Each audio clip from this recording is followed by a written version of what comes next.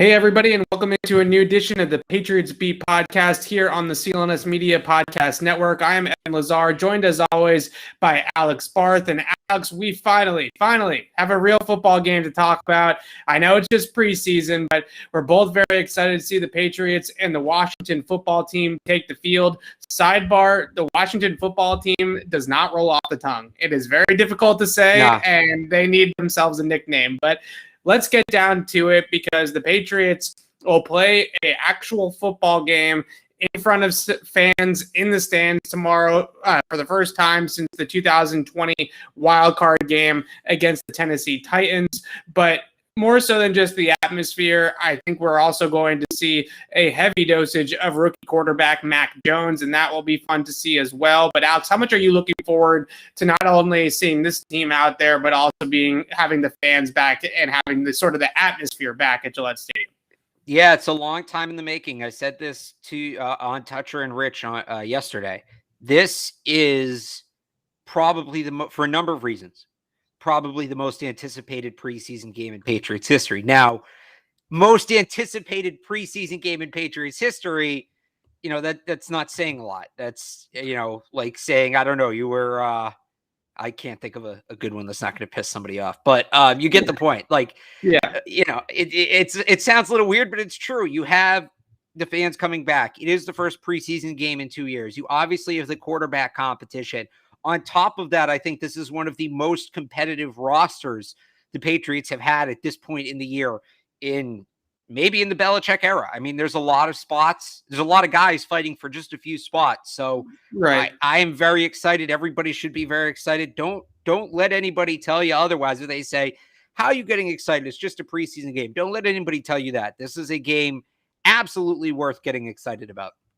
Absolutely. I think it's, as you mentioned, we kind of lost, especially last year when there were no preseason games, but you kind of lost that ability to just sort of kind of comb the roster, right? And have these opportunities to look up and down the team. And the preseason is so much more about the product on the field than the scoreboard, right? What are we watching? Right. What are we seeing out of these guys versus what the final score is? That's what the preseason is all about, the process, not necessarily the result. So I want to start with the quarterbacks.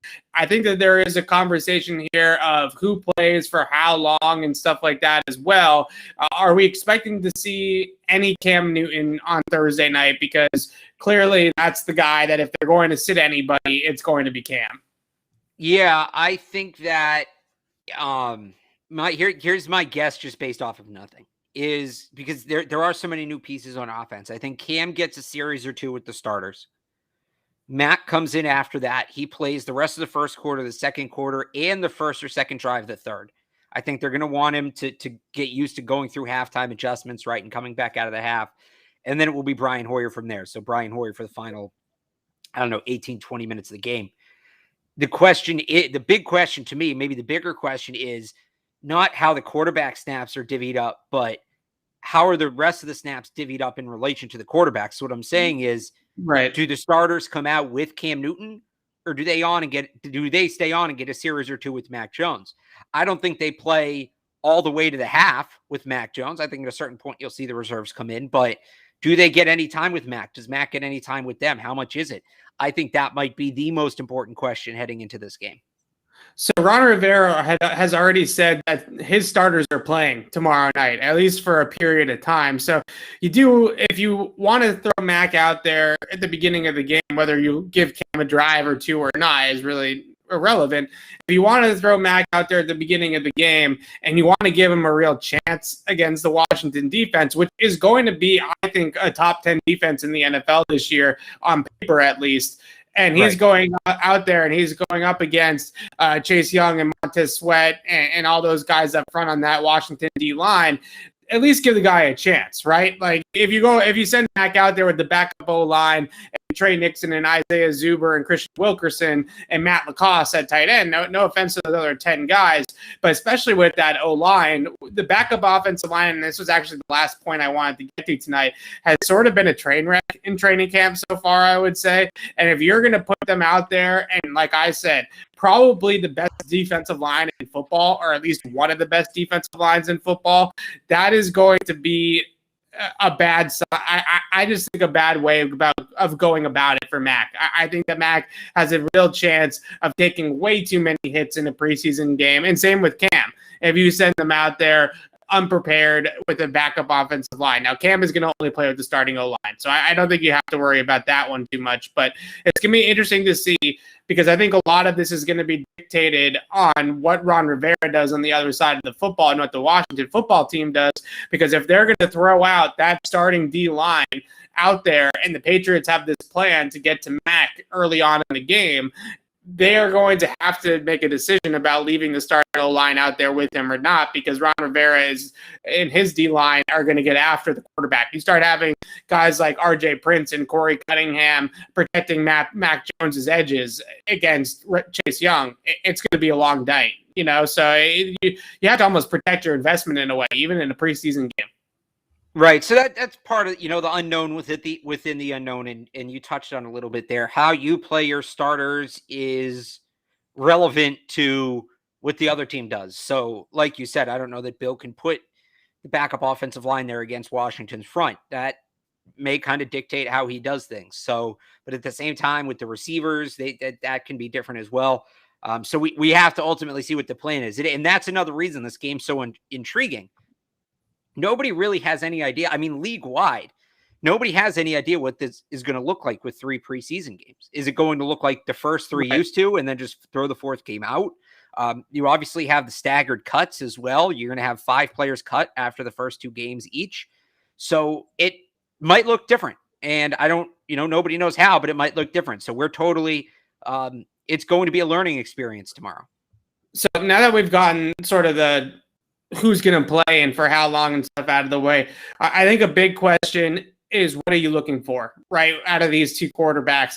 Cam, on the one hand, I don't know if I'm necessarily looking for anything in particular in Cam. Obviously, you want it to look good when he's out there. You want his process to look good. You want him to throw the ball well. But I'm not necessarily looking too deep into Cam Newton in the preseason, because he does have that resume, right? But right. Mac Jones, on the other hand, what do you want to see out of Mac? Because I think that this is a really great opportunity, as any game is, to just take off the training wheels, right? Because at times out in practice, for both QBs, for everybody really, you have the coaches holding up the play calls on the cards, and you have guys kind of going through a scripted sequence of plays, right? They might even know before they get out there what those plays are going to be scripted beforehand, and Josh McDaniels might kind of relay to them, we're going to work on this today, we're going to work on that today. This is a game, right, where McDaniels is going to relay the call into the headset. You got to call it in the huddle, and then once he breaks the huddle, and I'm talking about Mac here, Josh McDaniels' coaching and Josh McDaniels' tutelage in the practice, that all disappears. And then it just becomes about Mac Jones and the 10 other guys on the field for the Patriots offense. Yeah, I think I'm looking for the command, like we've talked about this before. Just how does he look before the snap at the line of scrimmage? And hopefully he gets a 2-minute drill too. I think that could tell us a lot. That, again, predicates on Bill Belichick leaving him in to the end of the first half. Maybe they do a simulated 2-minute drill just somewhere in there randomly. We've seen them do that before. If things look a little odd, that's what they're doing. Right. Those are probably the 2 situations. I think it's as much as I'm looking at that, and I talked about it before, so I'll just double back. Who is he playing with? Is he getting time with Jacoby Myers? Is he getting time with Kendrick Bourne? I can't imagine Nelson Aguilar is going to play because he's been limited at the last few practices, but right. Is he getting time with Jonnu Smith, James White? Like, who are they making sure he gets reps with? Because if he's just out there getting reps with Ramondre Stevenson and Devin Ross and Isaiah Zuber, no offense to those guys, that tells me they're not worried about getting him ready for the regular season this year. If they're putting him out there with guys that he's going to need to complete passes to in the year 2021, that tells me that they're a little more focused on getting him ready, not just long-term, but short-term as well. Yeah, And I think as much as we can sort of simulate things out at practice, even for a preseason game, the speed of the game takes another step forward, right? And can Mac Jones hang at that speed in that what's not necessarily regular season NFL speed, but certainly closer to regular season NFL speed than, let's say, a training camp practice, right? So that's going to be sort of the next element of that as well. And I think that there's certain things with Mac's process that I would like to see, just in terms of his cadences at the line of scrimmage, what he's seeing pre-snap. All those types of things, I think, are going to be extremely important for Mac Jones in this game, because again, you've been going up against the same defense for 2 weeks. You sort of know what you're going up against and what sort of their calls are going to be in their base defense, and what the calls are going to be on your side of things, with Josh McDaniels kind of relaying that on another level in a practice. So again, when all the cards are down and the ball is just rolled out there on the field and the headset goes off and at the line of scrimmage, how does Mac handle himself from that point on? That's what we're going to be able to see in this first preseason game, and the speed of the game. Those are the two most important things. Can he keep up with the speed, and can he keep up with sort of the control of the offense and keep the train on schedule? Yeah, I talked about it a ton. The command. How much is he recognizing things? How comfortable is he changing plays? Things like that. This is going to be the first real chance to see it. I think I'll say the ball placement too, because not that his ball placement's been bad. It's actually been very good. But it's one thing to stand in the pocket when, even if there's a pass rush in air quotes coming, right? You can't get hit, right? Sure. It's another thing if Chase Young's bearing down on you. So let's see if he can still be as precise in his ball placement when he's facing a live pass rush. I think that's something that's interesting as well. Yeah, that's a really good point as well, that he really hasn't gotten hit at all. Oh, he hasn't gotten hit at all, right? And in any of these any of these practices, for the first time, we're going to see how he handles getting hit, not just in terms of standing in the pocket and taking a hit while he delivers it, but how does he get up, right? And how does he bounce back from getting a big hit in the pocket? Not that we've never seen him get hit. He's obviously gotten hit at Alabama plenty, even though the haters would tell you that he was never under pressure at Alabama. He was hit quite a bit at Alabama as well.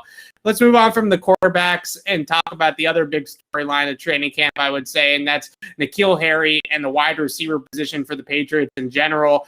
We were talking about this a little bit when we were discussing what we were going to talk about today. And with N'Keal Harry, it really feels like if we don't see much of N'Keal Harry tomorrow night, bodes well for him staying here with the Patriots this season. If we see a ton of N'Keal Harry tomorrow night and in these 3 preseason games, then it's a clear showcase situation, right? Where they're clearly trying to get tape out there to these other NFL teams and say, hey, look at this guy's turning it on a little bit. He's starting to figure it out. Why don't you throw us a 4th round pick, right? Stuff like that. So if we don't see N'Keal at all, then I think that is a really good sign that they like what they're seeing from him. Yeah, I would just push back on that. And I wonder if, what he's done at camp is enough and they don't want to risk lowering his stock. And it's, we couldn't play him, maybe pulled up during pregame or whatever, but you heard what he was doing at camp. High value at camp, so that's what we want. So, yeah, I don't know if his playing time matters. I certainly think a good game helps. I still don't know that performance is necessarily tied to him staying or not, because if they're not cutting him, he's not going to get cut. He's too good to get cut. It's a matter of if that trade request is real or not, and they know. That one way or the other, the Patriots know if the trade request is real. We've kind of questioned it on the outside because of everything that's happened since, but they know they still got to get him ready for the season if he's going to stay. So I think if he's playing, it's not necessarily an indication. The other thing I'd say about tomorrow as it relates to N'Keal Harry is I want to see not necessarily what he does individually, but what opportunities does the team put him in? Because as nuts as that post was from his agent, right? The trade request, blah, blah, blah, everything he said. I mean, that was banana land. But he also wasn't entirely wrong. I think a lot of N'Keal's struggles have been tied to the fact that they've been trying to use him as this technician wide receiver, and that's not who he is. He's a jump ball threat. He's a 50-50 guy. He's a deep threat, and they haven't given him those opportunities. Now, You don't necessarily run your regular season offense in a preseason game. So it's kind of tough to judge this, but what kind of opportunities do they give N'Keal Harry? Do they actually give him a chance to go up and win 50-50 balls? Or is it going to be more of this pirouette crap we saw him doing for the last 2 years that he can't do, that he's never been able to do, that it doesn't make a ton of sense to ask him to do? We certainly are seeing him run a ton more vertical routes out at practice, right? Deep posts, Right. Go balls. It's not all jump ball, back shoulder, high point fade type of stuff, but there's a lot more getting vertical, not as much as you said, pirouetting, right? Not as much breakdown route running. When he is cutting and horizontally across the field, it's sort of like a crosser or a dig route, which every NFL receiver should be able to run a cross or a dig or a slant, right? Those three routes, really. If you can't run those three routes, then you're not an NFL receiver. So they're not asking him to do as much the tactical things, I would say, at practice, at least what we've seen so far. The football team does have a couple of good corners. They're not exactly huge, great all-pro type corners, right? So they don't have Stephon Gilmore, they don't have Trey White or someone like that, Xavier Howard. But William Jackson's a decent corner. Kendall Fuller's a decent corner, and that's the one thing that I would like to see out of N'Keal as well is. We've seen him beat Juwan Williams. We've seen him beat Michael Jackson, right, in practice. We've seen him beat some of these depth corners, but we haven't necessarily seen him beat J.C. Jackson consistently. Or, okay, he catches a high pointer or back shoulder against Jonathan Jones. Well, he has 8 inches on Jonathan Jones. Like, obviously, Jonathan Jones at the catch point is not going to be able to challenge a 6'3" wide receiver. Just a terrible matchup. So, if he does get some reps against William Jackson, who is a solid corner in the league, maybe that is an opportunity for us to sort of see, is this for real, right? Is he actually turning a corner, or is he just kind of beating up on bad competition in practice? That's where I'm at with N'Keal Harry now, is just sort of deciphering what's real and what's not out of this quote-unquote breakout that we're seeing, right? Because I haven't seen those moments. You're waiting for that big catch on J.C. Jackson is really what you're waiting for, right? If he can make a big explosive play against J.C., then you kind of say, okay, maybe this is for real. Doing it against Juwan Williams, doing it against Mike Jackson, those guys, I don't know. I'm not getting too excited over it. These preseason games give him an opportunity to go up against some starters on other teams in the secondary, and if he's still making those types of plays, then that will bode well for the Patriots. Whether they want to trade him or they want to keep him, it's still good news either way. Yeah, I mean, him performing well, it doesn't, it's not a bad thing. It's just I've said this before, most bubble guys, the better they play, the clearer their picture gets. With N'Keal Harry, the better he plays, the blurrier it gets. Because if he wasn't playing well, I think we just all say, all right, you trade him for a 6th-round pick and you call it a day. Right. Now that he's playing so well, can you reverse the trade request? Are you going, is somebody going to offer you so much that you can't say no? Is somebody going to overpay for him and try to buy in on the hype? So that's part of what makes this whole thing so interesting. It is. It's a really fascinating situation, but it's something that I still think is trending towards the Patriots and N'Keal Harry trying it out for one more season. Unless the team blows them away with the trade offer, which I still don't think you do that based off of training camp hype, right? I mean, it's one thing if he goes out there the first 4 or 5 weeks of the season, they want to trade him at the deadline, and he's had a good first month of the year or something like that, then maybe that's a different conversation. But getting all caught up in what reports are at a training camp, I don't think that's necessarily going to sway his value all that much. But like you mentioned, if he played badly, then it's just a really easy decision, right? You just cut ties and move on, and sunk cost, right? But since he's playing well, it's kind of difficult to kind of make this decision because you're sort of deciphering what's real, what's not. Are we hitching our wagon to something that we know is broken, or is this something that actually is turning a corner? It's an inevitable. Well, I can't say that word. It's a tough decision for Bill Belichick to be inevitable. Thank you. No, inevitable. Inevitable. There we go. It's a difficult situation for the Patriots coaching staff to. How much do you read into all of this? I think these preseason games really do matter for that. And like I mentioned at the beginning of the N'Keal Harry rant that we've been on here, if he's not playing at all, then I think that means that they want him here. right? And they've sort of made up their minds. I really do. Because if they want to get the best possible trade value for him going out there and mossing a couple of third string corners is only going to help the trade value. It really is only going to help it unless he gets injured, which then obviously you put him on IR and you're done with it anyways, right? So what if he sucks? I guess. I mean, I don't know. If he sucks against third string corners in a preseason game and he's playing in the third quarter against guys that aren't going to be on a team in a month, then he just sucks. You know what I mean? Like, then he's just not an NFL player.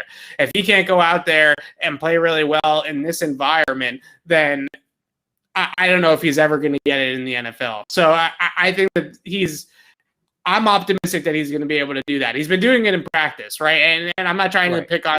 We're really not trying to pick on Jawan Williams and Michael Jackson and D Virgin and all these players that he's been going up against and really owning them in practice. But if he's doing it in practice, I got to imagine it will translate to a preseason game, which is basically just a more intense practice, right? We're not really in the true regular season mode yet.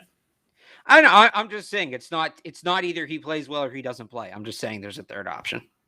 All right, fair enough. All right, so the other wide receiver I wanted to talk about before we talk about some other positions is obviously Christian Wilkerson. And this is one of those players that I think I've learned, and we keep on mentioning this name, I think I've learned from the Maurice Harris experience to be patient with these types of situations where first couple of weeks of training camp. You're jumping all in on N'Keal. I'm just saying. Well, N'Keal Harry is a first-round pick. It's a much different player. Like, N'Keal Harry was drafted 32nd overall in the NFL draft in 2019 because he had great college tape and great upside and potential. So we're finally seeing that upside. Christian Wilkerson is a UDFA nobody. Like, no, not again. Like, I'm not trying to pick on these guys, but it's an apples to oranges comparison, right? I don't think quite. If N'Keal was just picked this past year, I'd agree with you. We have 2 years of tape of him not being able to cut it. I guess. I mean, we had that's fair, but we have seen N'Keal Harry flash. We have seen that is fair. We have seen him flash in a real NFL game, right? And by the way, I'm not saying you have to be necessarily less patient with Christian Wilkerson. I think Christian Wilkerson is still, I had him on my roster projection. I'm far from saying he's a lock to make the roster. When you factor in the trade request, I feel the same way about N'Keal Harry. This is what I feel like. All right. First of all, Christian Wilkerson, I just looked it up. He dressed for one game last year for the Patriots. So he's played one NFL game, right? Right. And if you were to go out on the trade market and you would say, call up another team and you'd say, N'Keal Harry's on the block and Christian Wilkerson's on the block, which one do you want? Which team, saying they want? So that's a fair point because they're going to say N'Keal, but here's my counter to that. What can you get back for N'Keal Harry? Do we think maybe a 4th round pick is in play now? What are you going to get back for Christian Wilkerson? Conditional 7th, maybe. Nothing. That guy, whoever you keep, is only going to play about 10% of the offensive snaps. Is it worth keeping N'Keal in his contract to play 10% of the offseason snaps versus having a top 150 pick in a loaded draft next year? It's not like they need N'Keal Harry to play a significant amount of time. That's the decision they have to make. I'm saying? But I think what the decision that you have to boil it down to is N'Keal Harry going to be better than that, right? Because again, as much as he's going to be better than Wilkerson. He's going to be better than Wilkerson. And as much as N'Keal Harry has had issues, the God-given talent is there for him, right? Like, sure. He is 6'3". He's an explosive player. The God-given talent has been there for N'Keal all along. They've used him incorrectly. I think he's played too heavy over the last couple of years, being up around 220, 225, and that's taken away a lot of his agility and a lot of his speed, which has been a big problem for him. And he talked about this when we've spoken to him, and he said, hey, last couple of years, I was so focused on being Des Bryant, like being this big-bodied, box-out type of guy, right? But I lost a lot of my speed. I lost a lot of my agility. I was light on my feet. N'Keal Harry has a lot more potential. I understand what you're saying about who has more value to this roster, right? With Christian Wilkerson's contributions on special teams. But let's talk a little bit about Wilkerson, because he's another one of those players where he's had these flashes in training camp, similarly to N'Keal, and you wonder if it's real or if it's this training camp stuff, right? And that's why I brought up Maurice Harris, is when you kind of look at that situation, it was mini camp with Maurice Harris. This is the first couple of weeks of training camp with Christian Wilkerson. But again, is a guy that has zero NFL production. He has one NFL game under his belt in his first year with the Patriots, a 2020 undrafted rookie, very unproven player. So how much is this practice and a player just having a couple of good practices during training camp, and how much of this is they've actually found something in Christian Wilkerson? Because it can go one of two ways, right? It could be Austin Carr or it could be Jacoby Myers, right? And you sort of have to figure out which one it is. Well, I think it's somewhere in between. I'm not telling you that when I say I think Christian Wilkerson's been good, I'm not telling you that he's going to be their leading receiver in 2 or 3 years. Like, I think Jacoby Myers could be the Patriots' leading receiver this year.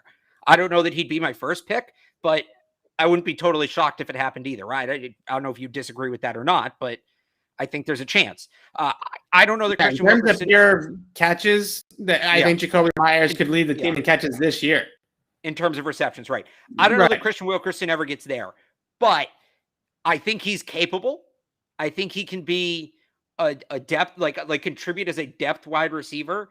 And then you have the fact he plays on special teams. He wants to play on special teams. He's basically lived on Matthew Slater's hip during special teams drills. Slater has raved about him. Belichick has mentioned how versatile he is. The thing, Maurice Harris, we were all locked on to a guy who looked like he had big play potential at receiver, and that was it. That's not what's happening with Wilkerson. With Wilkerson, it's almost everything but what he's done at wide receiver. What he's done at wide receiver is kind of the cherry on top. If he wasn't out here catching passes the way he has, right, I would still say, I'd still look at a guy like Brandon King or a guy like Rashad Berry or one of these core special teams guys and say maybe they're in trouble. What he does as a wide receiver shifts that conversation to potentially N'Keal Harry, but he's still in competition with those guys as well. J.J. Taylor's another one, a guy who primarily this year projects to be a special teams player if he makes the team. Like, I'm not pounding the table for Wilkerson because they have this great wide receiver and they're going to blow it if they don't keep him. I'm pounding the table for him because he fits. He's a fit. He's the kind of guy they keep. This isn't me saying if I'm sitting in that chair, I'm doing all I can to keep Christian Wilkerson. This is me telling you, based off of historical context, Christian Wilkerson is the kind of guy the Patriots like to keep. It just so happens another guy at his position has underperformed for 2 years and currently has a trade request out. That's where the Harry Wilkerson connection comes in. Right. I'm not telling you he's going to be a better wide receiver than N'Keal Harry. I don't think he is. But again, with one guy wanting a trade request, the roles for about 10% of the snaps on offense, N'Keal's going to give you nothing on special teams. Wilkerson's going to give you everything on special teams. It's really a no-brainer if you put yourself in Bill Belichick's shoes, right? How does Bill Belichick not keep his special teams guys? So Christian Wilkerson, to me, and somebody in the chat, I think, made a nice comparison here.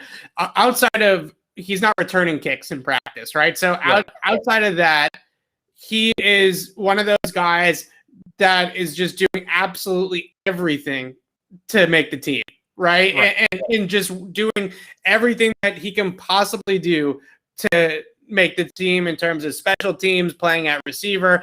And the way that I look at him sort of being groomed, as you mentioned, by Matthew Slater and Justin Bethel, is Matthew Slater in particular. And nobody is sitting here saying that Christian Wilkerson is going to have the impact in terms of leadership and character and all those types of things that Matthew Slater has had here in New England. But Matthew Slater in particular has been flirting with retirement for a couple of years now at every offseason. He sort of had to think to himself, am I going to stay? Am I going to play another year? Am I not? And he's had to come to that decision. So that being said, I think that there's a chance that Matthew Slater and Justin Bethel see a lot of potential in Christian Wilkerson. They see the want to work at it and be there and be present in special teams drills. And maybe down the line when Matthew Slater retires, when Justin Bethel retires, Wilkerson can sort of be the next guy to carry that torch of that core group of special teamers. Because that group, let's face it, from Slater to Bethel to King to Cody Davis is aging.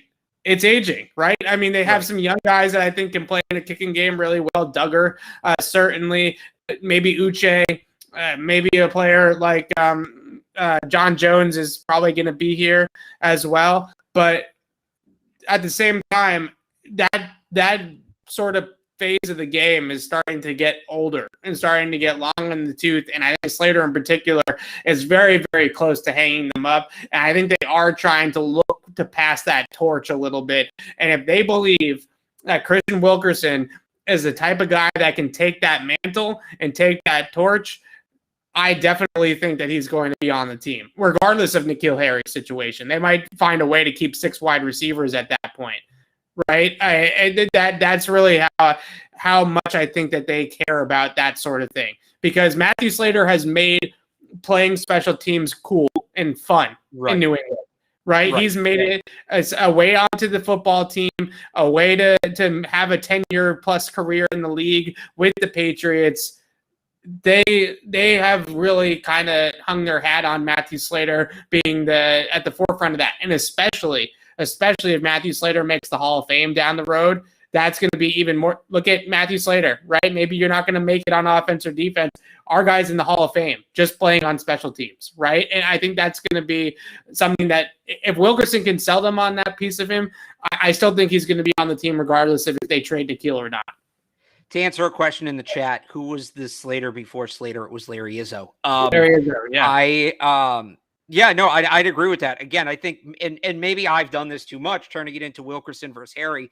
That's not really what it is. It's kind of a group of, I don't know, 8, 9, 10 guys competing for 5 spots. I wrote about this morning on 98.5thesportshub.com. I think Harry and Wilkerson are both in that group. That being said, I don't think that I don't think that there's a situation where it's one or the other. I think they could both make the team. I think neither could make the team. Again, I'm still under the impression that N'Keal Harry's trade request is real and he wants out and he wants to be moved. So that's part of the reason I'm kind of discounting him. I believe what his agent says. I believe he wants out. Again, I would not cut him. He's too good to cut him. But if he wants to be traded, I think it makes more sense to trade him than to not. But I think with Wilkerson, he is somebody we need to take seriously. And again, it's the special teams that puts him on the radar and gives him a legitimate shot to make the roster. What he does as a receiver is kind of the cherry on top. So that's what I'm really interested to see. Yeah. Is if he can be that guy and a wide receiver, right? Matthew Slater is Matthew Slater. Another guy, and maybe this is more of the comp, or at least the upside comp, Brandon Bolden, who has been a heavy contributor on special teams throughout his career, but he'll also contribute on offense at times when they need him to. If the running backs are banged up, if some players just need a breather, like you'll see him come in on offense a few times a game, and he can actually make a difference in small sample sizes. I wonder if Wilkerson could be that guy as a receiver. I think he might be a good enough receiver to do that, and that's what we'll find out starting tomorrow night.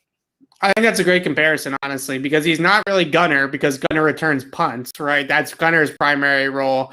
He's not really Matthew Slater, because Slater doesn't play on offense at all. So, yeah, Bolden is kind of the perfect comparison, I think, in terms of, like you said, a player that contributed in spurts on offense. When they call upon him for depth purposes, he's there and he steps up to the occasion, but he's mostly a special teams player.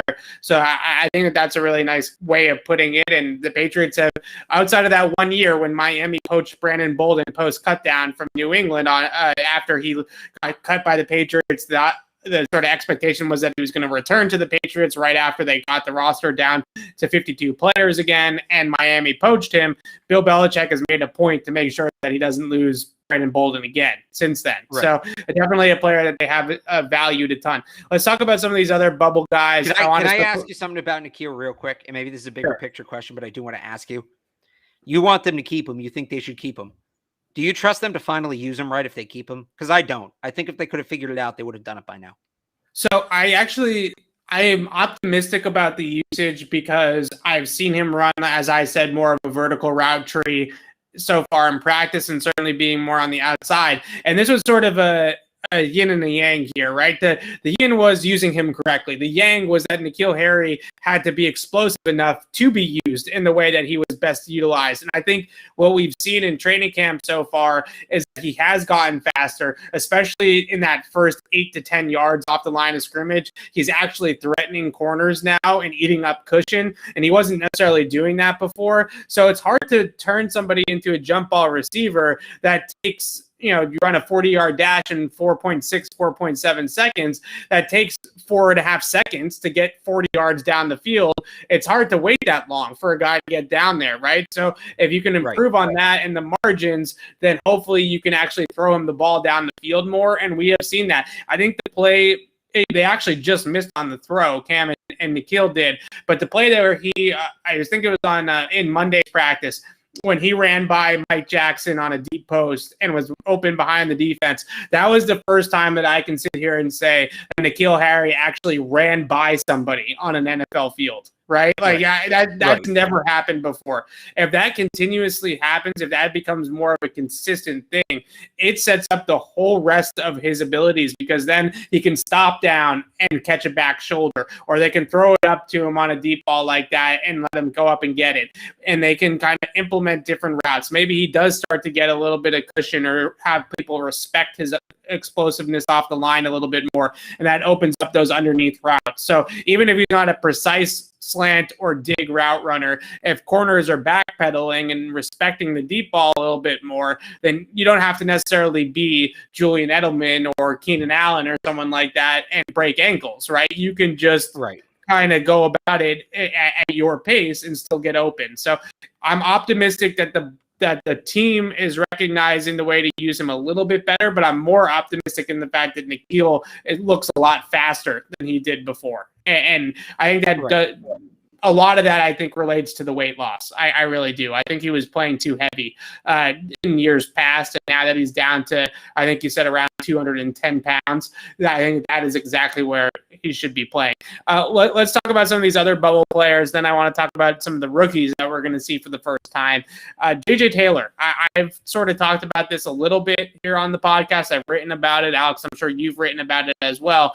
A really quiet 2 weeks of training camp so far for JJ Taylor. I know a lot of people were very optimistic that he could be the successor to James White, and he could kind of take that torch. And I really expected more out of him in training camp. I thought he was going to have a true breakout camp. And there were people in the springtime when he had a really good mini camp that were talking about him taking James White's role soon. Maybe not this year, but by next year, having that be the JJ Taylor show. It's not gone in that direction in training camp so far. Now we get into a game action, and now is his time to kind of shine, right? He needs to do something, because there's 5 other running backs ahead of him on the roster if you want to count Ramondre Stevenson. I don't think this team is keeping 6 running backs. I have my roster projection mostly finalized. We'll see what happens tomorrow night if I want to make some tweaks. But keeping 6 running backs is really hard, just from a numbers perspective, and you're going to be leaving somebody off or short at another position. And JJ Taylor might be a guy that's just victim to a numbers game at this point. Yeah, I'd agree. Right now I have JJ Taylor as the guy that they cut initially and then try to bring back once they put somebody on IR. And there'll be a couple of those guys this year, I think, with that 3-week IR, right, that they have now. Like you said, 6 running backs. That's a very crowded room. I don't know that this roster dictates them keeping 6 running backs. He hasn't necessarily been bad in practice, but I don't know that he's been good. I don't know that he stood out. There's guys at other positions fighting for depth spots who have. Again, it's not, I don't think it's him versus Bolden. I don't think it's him versus Stevenson. I don't think it's him versus White. It's him versus a guy like Christian Wilkerson. It's him versus a guy like Rashad Berry. Maybe an offensive lineman. Do they want to keep 7, 8, 9 offensive linemen? That's who he's fighting with right now. And you never want to be in that spot. You want to know, okay, there's a spot at my position, and that's the spot I'm trying to grab, because you can kind of narrow your focus. If you're competing with guys from other positions, you got to show you can do more than just play your position. You got to contribute on special teams, etc. The best thing JJ Taylor can do in this preseason, I think, is house a kickoff return, because they need a kickoff returner. There's no obvious one on the roster right now. Like I said before the season, I thought maybe Zuber would make a run at it. He hasn't. Thought maybe Gunnar would look better as a kick returner. He hasn't gotten a ton of reps back there. So maybe that's his way on the roster is being the kick returner. So that's where I'm looking for him. I think that's a great point because Dion Lewis did that, right? Dion Lewis was a really explosive kick returner. They, like you said, they don't necessarily have somebody. They've thrown Brandon Bolden back there a bunch. We know that that's sort of the safe route if Bill Belichick wants to go in that direction. But in order to have a guy that can actually house a kick, J.J. Taylor has that sort of explosiveness and ability in the open field to maybe do that. So I definitely think that that's something that could be a way on the roster for him, and then obviously a backup to James White as well. But you're looking for that moment. And like you said, he's got to house a kick return. He's got to have a long catch, have a long run, have a big game in the stat sheet. If he has, what was that playoff game? It was against Houston, wasn't it, where Dion Lewis returned a kickoff for a touchdown and had like 100 yards from scrimmage? If he has one of those types of games, and it's preseason, so there's a chance that J.J. Taylor could have one of those types of games. I don't think he's having one of those types of games in the divisional round of the playoffs. But in a preseason game, if he has one of those types of games, then the conversation needs to be reevaluated, right? And I need to find a way to squeak him onto my 53-man roster, I think. So that's another player that I definitely think is worth watching tomorrow night, and in all phases of the game, right? At return ability and on offense. How about there's a couple more that I wanted to hit on. Carl Davis, I think, is having a fantastic training camp. I almost don't even want to put him on the bubble anymore. I kind of think that he might already be on the roster unless he really kind of falls from grace here. Just as Belichick said, a system fit who's having a really nice training camp so far. Long, 6'5", 320 pounds, good two-gapping ability. I think he's got a little bit of wiggle to him as well, and finesse to rush the passer if they want to leave him in there in sort of play action, first down type of situations. But he's somebody that probably is the backup to Devon Godshaw or Lawrence Guy in the interior of the defensive line. But I think a valuable depth piece if they can hang on to him, and he just seems to fit what they want to do up front extremely well. Yeah, I'd agree. He's not on because of lack of talent, right? Or if he's not on because of it's not because of a lack of talent right now. It's because there's so many guys ahead of him.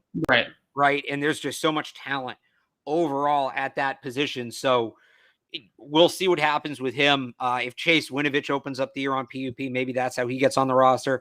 Yeah, I think it's a good challenge for everybody up front not to go away from Davis, but I think you touched on it all. I don't want to be redundant. All of the quarterbacks Washington has, obviously Fitzpatrick, but Taylor Heineke, Steven Montez, Kyle Allen, all these guys have a little wiggle room. None of them are Lamar Jackson, but they can all move around a little bit, and they're all pretty elusive relative to the quarterback position. So I think it's going to be a very good test for some of those guys up front. I think that whoever the quarterback is, they're going to have their challenges. All right, how about Rashad Berry, who I thought started out really hot in training camp. He's kind of cooled off since. He hasn't really shown much in one-on-ones either, based off of what I have seen and tracked. But certainly somebody that has flashed at times in training camp, really good speed-to-power rusher, has that special teams ability that we talked about 20 minutes with Christian Wilkerson a little bit. Maybe not quite as good as Wilkerson in that phase, but definitely has the athleticism, I think, to be a special team player as well. He was elevated from the practice squad a few times last year to be a game day active. Someone that's definitely squarely on the bubble, but a big game here in the preseason or two, a couple sacks in the preseason. You never know. You could get a situation where Rashad Berry gets on the roster, especially if Chase Winovich is not healthy for the start of the season. Yeah, he's another one that, again, is in that group of whatever it is, 10, 15 players fighting for 5 to 7 spots, Rashad Berry. And it's kind of like what we talked about with Wilkerson, where the special teams ability is what puts him in the conversation, but he's shown some flashes on defense as well, where he may be able to contribute. He may have some upside. So that, again, the more you can do, it gives you an edge. Rashad Berry, I think, is a guy who can do a lot of different things, and he can do a couple of them very well. And that's why he's a guy, to me, that we have to see it in a game, but might have an inside track on a spot. If we're talking about those bubble guys, they're all in the bubble, but some are closer than others. I would say Rashad Berry's probably closer than not. Yeah, and he's someone that has played a little bit with his hand in the dirt and as a stand-up edge. I think that based off of his size. I think he's only 252, maybe 245. I don't think he's necessarily a hand in the dirt defensive end, especially in a 3-4 system, but it's someone that has rushed a little bit with his hand in the ground. So I think some versatility to stand up or play defensive end exists there. I mentioned the kicking game versatility. Another player on the bubble to watch. And is it time? I think it's time to talk about Quinn Nordin. And can I throw out one more defensive player then, or are we going back to defense? No, go ahead.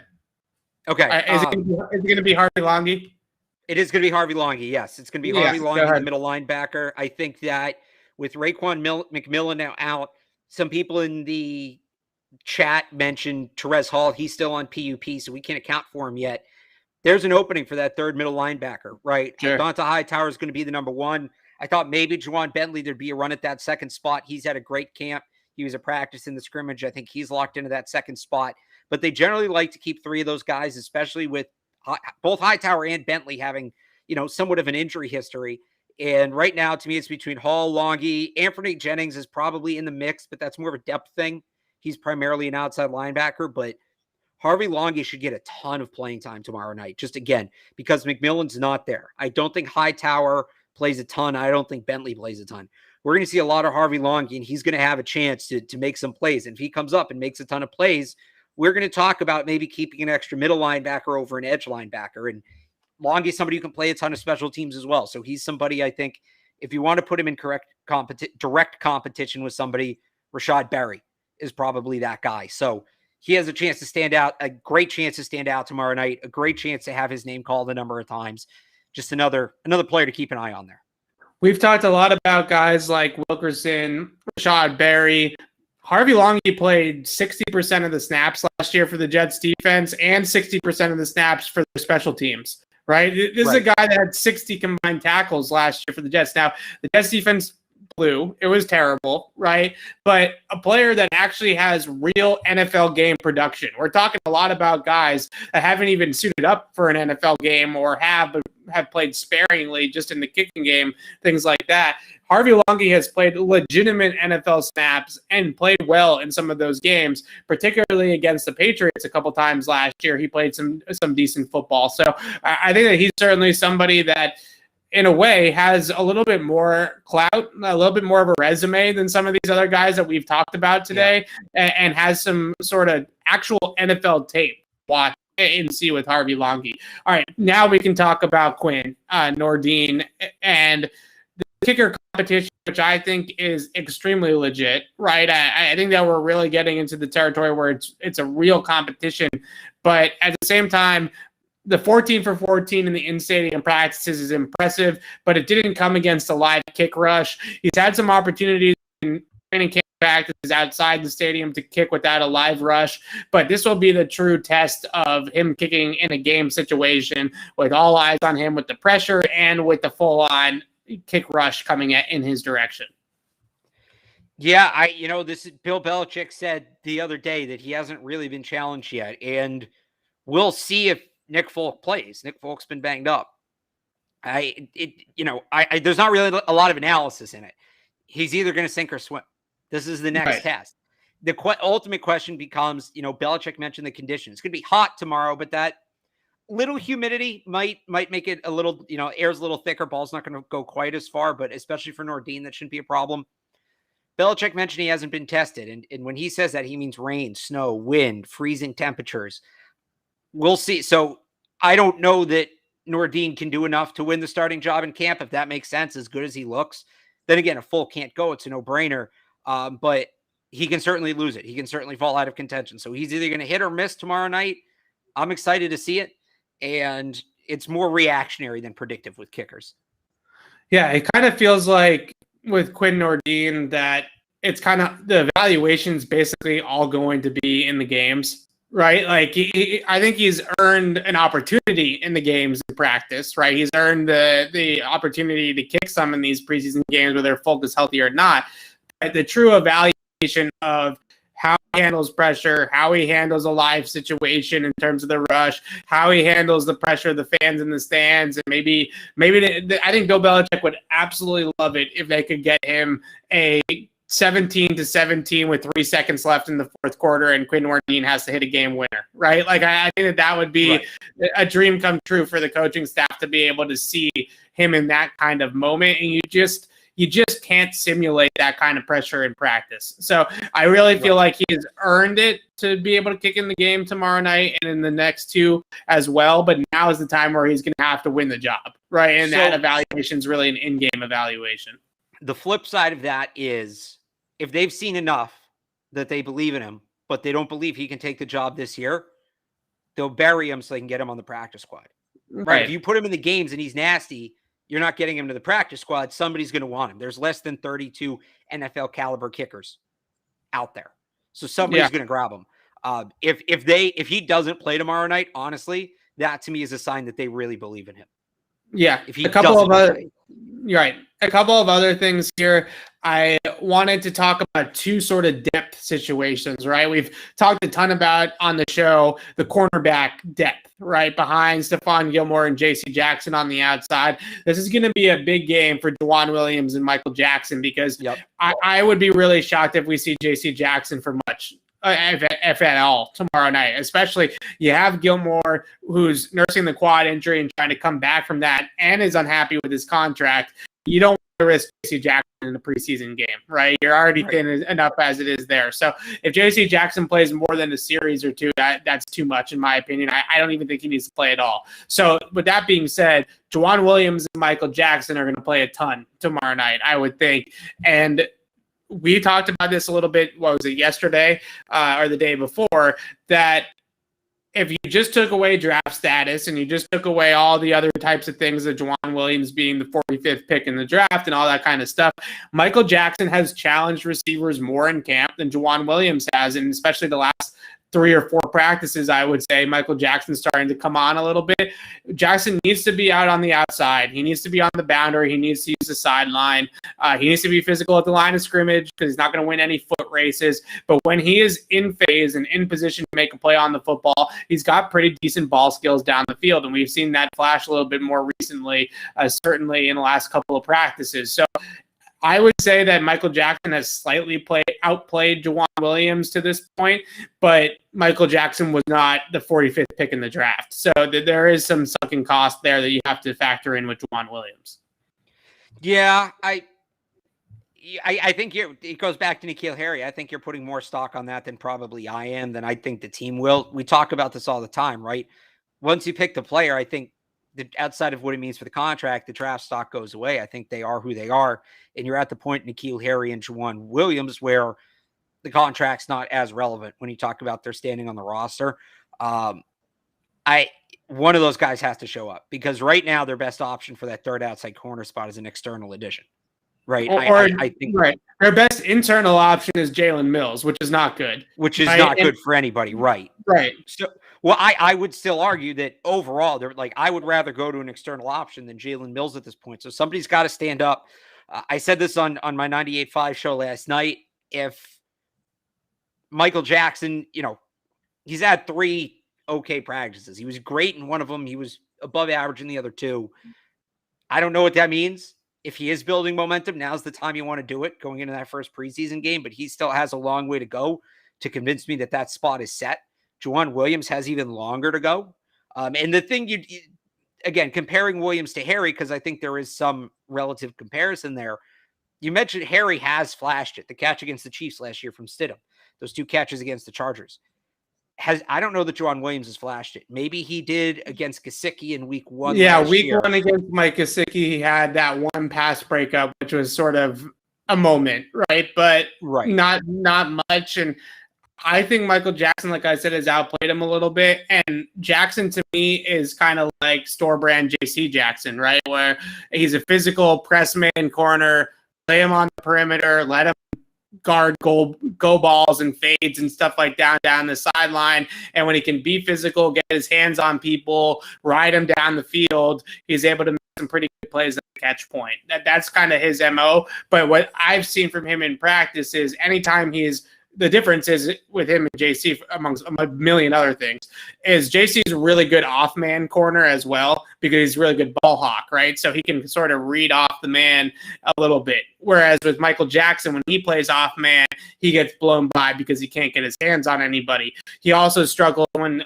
receivers cut across the field, right? And they break on him. Right. So if he's guarding somebody in a straight line, or he's pretty decent. But the second that receiver, and when I say straight line, I also mean stop routes, comebacks, things like that. He can play that role. But when receivers start to break across the field, that's when he starts to run into issues. So you mentioned external candidates. I think the next 2 weeks in Philadelphia and then against New York when they come here for those joint practices, if there's anybody that pops in either of those two rosters, I think that will be interesting to watch.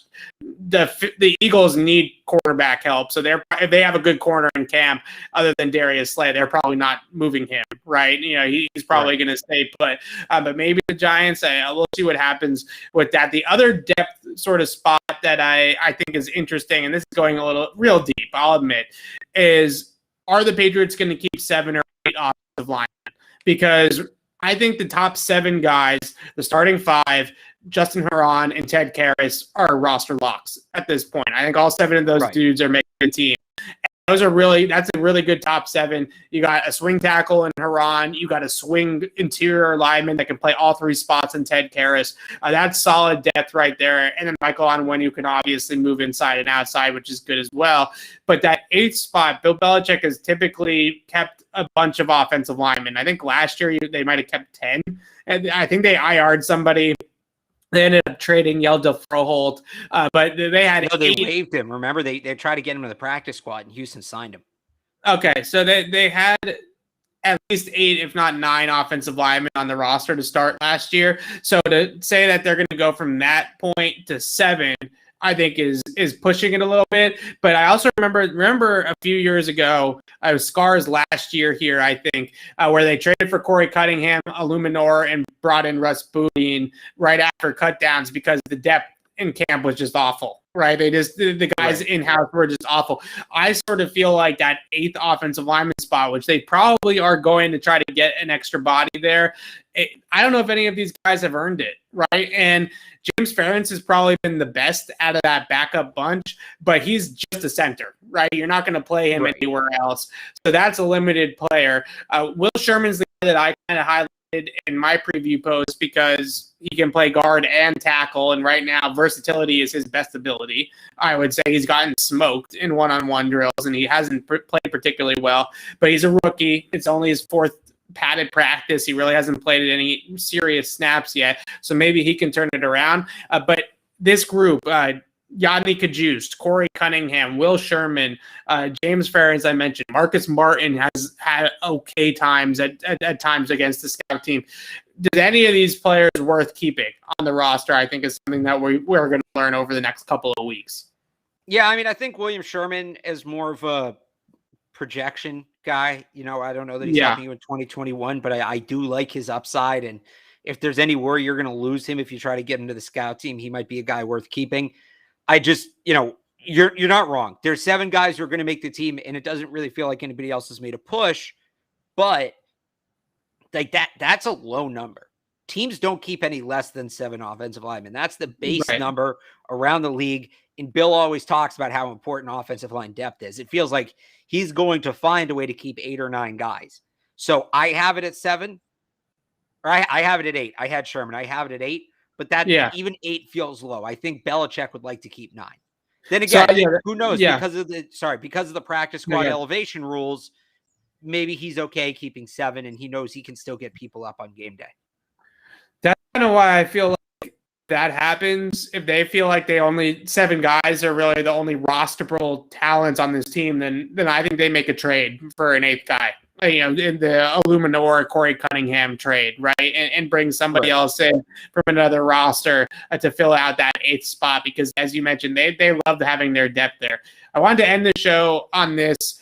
rookie, non-Mac Jones rookies. Unfortunately, it doesn't sound like Christian Barmore is going to play in this game tomorrow night. So we got to take him off the board as well. But out of everybody else, and those two are obviously the biggest names, and no Barmore definitely takes a little bit of fire out of the kind of rookie class making its debut tomorrow night. Who else are you looking forward to seeing out of that rookie group? Yeah, I think Ramondre Stevenson. I think, it's tough just the way these practices are structured to really see what the running backs can do. And I don't know how much we're going to see of him this season. I think he's in for a redshirt year. So these next 3 games are going to be our best look at him. I think he's going to play a ton. I don't think Sony Michel, James White, Damian Harris get a ton of snaps. I don't really even think Bolden does. I think it's mostly going to be him and JJ Taylor. So he's going to have a ton of opportunity. I'm really excited about Ramondre Stevenson. I think he's going to be a fun player to watch. So he's somebody that I'll definitely have an eye on.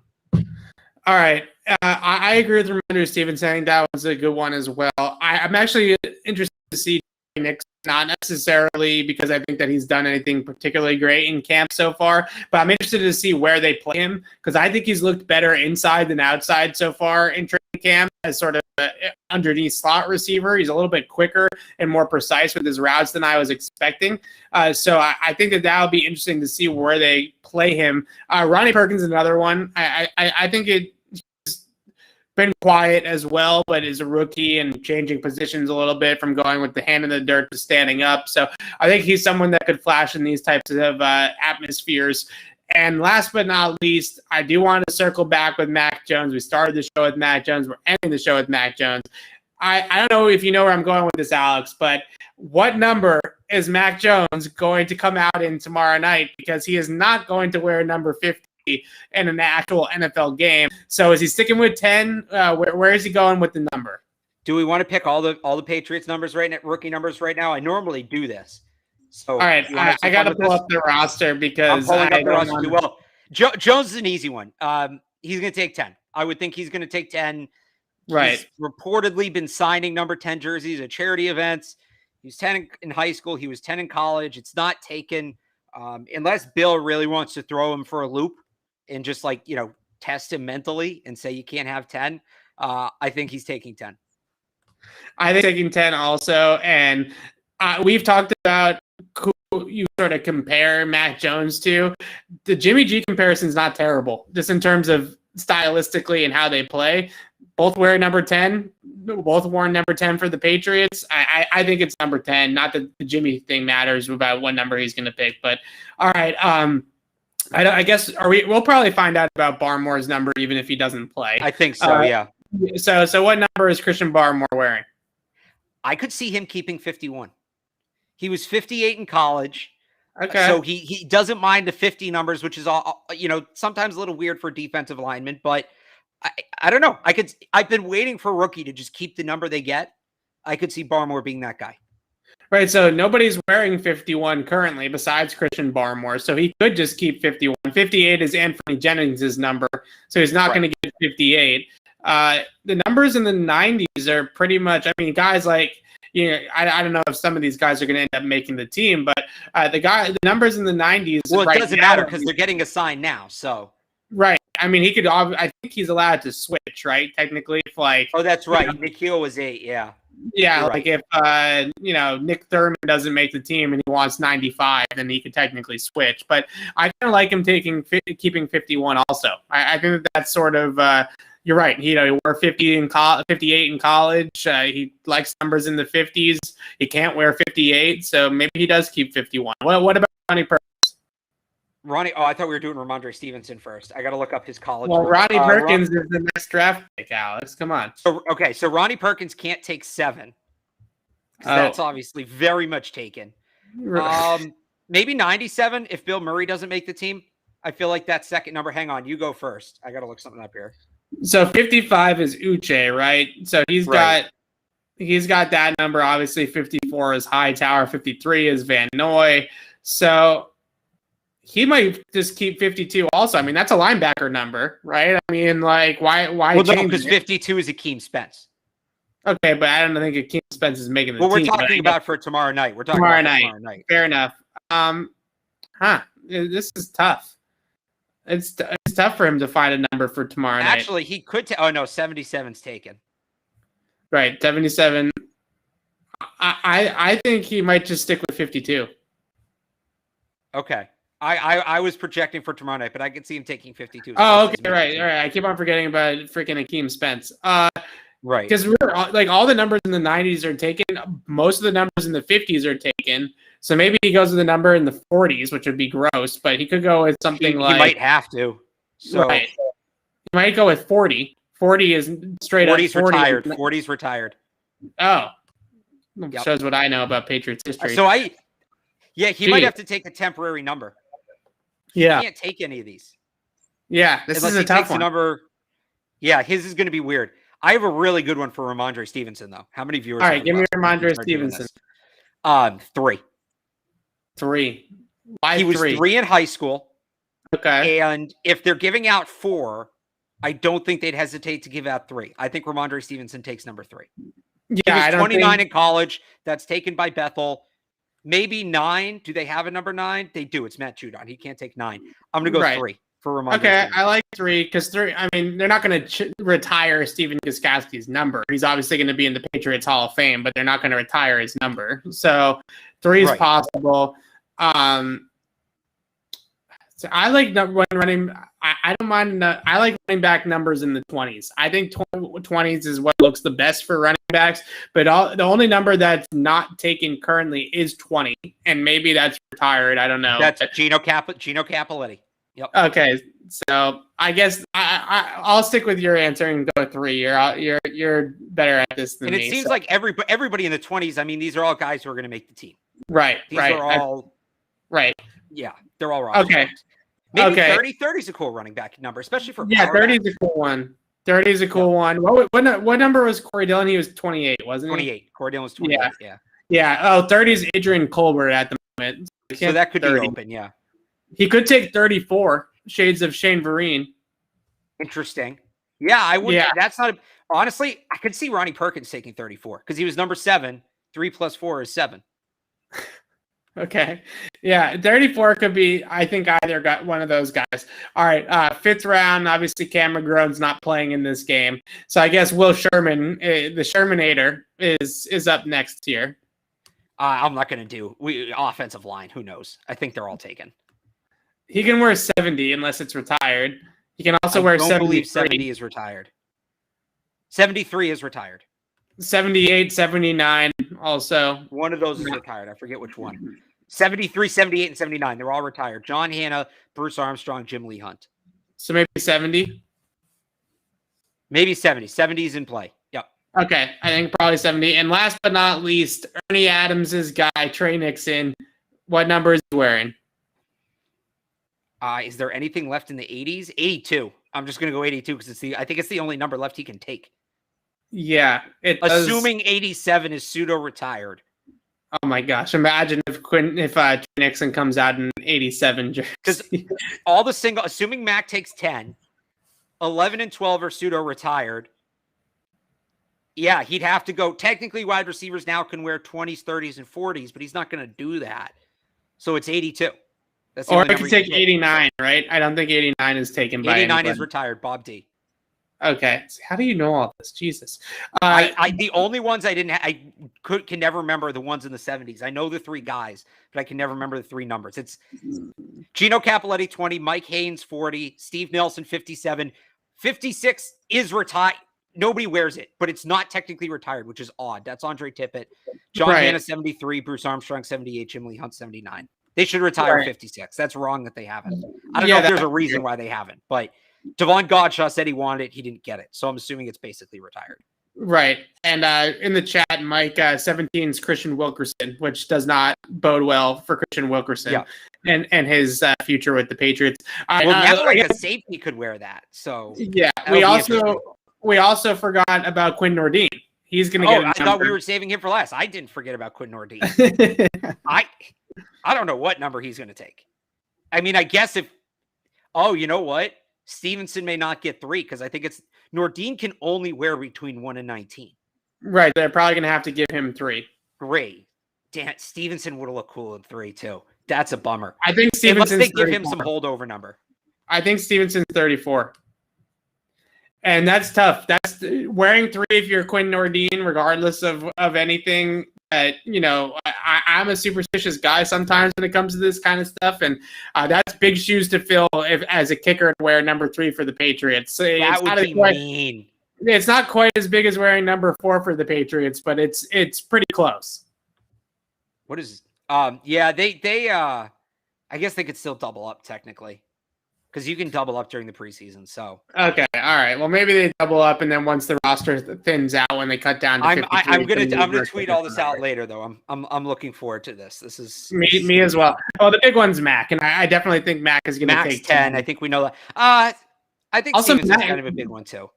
Mac 10 just kind of sounds cool. Yeah, I don't know why, but it's a good marketing ploy. I think TV as well. 12 for years. Mac 10 kind of fits in that. Yeah, it definitely has a ring to it. All right. So Alex and I will be back on the podcast on Friday at some point. We'll definitely tease and promo it on our Twitter accounts, Easy Lazar for myself and Real Alex Barth for Alex. And we'll break down everything that happens tomorrow night in preseason game number 1 on Friday afternoon. And you can read my coverage of Patriots Washington. It doesn't roll. They need a nickname. It just doesn't sound good. Patriots Washington on CLNSmedia.com and on our YouTube channel, Patriots Press Pass. And you can read Alex's coverage of tomorrow night's game on 98.5 thesportshub.com. Once again, we'll be back on Friday afternoon to recap preseason game number 1. Finally, some real football. Finally, a game to discuss, and you guys will get to see what we have been seeing out at training camp the last couple of weeks. But until then, signing off for Alex Barth, I'm Evan Lazar. Thanks for watching, everybody.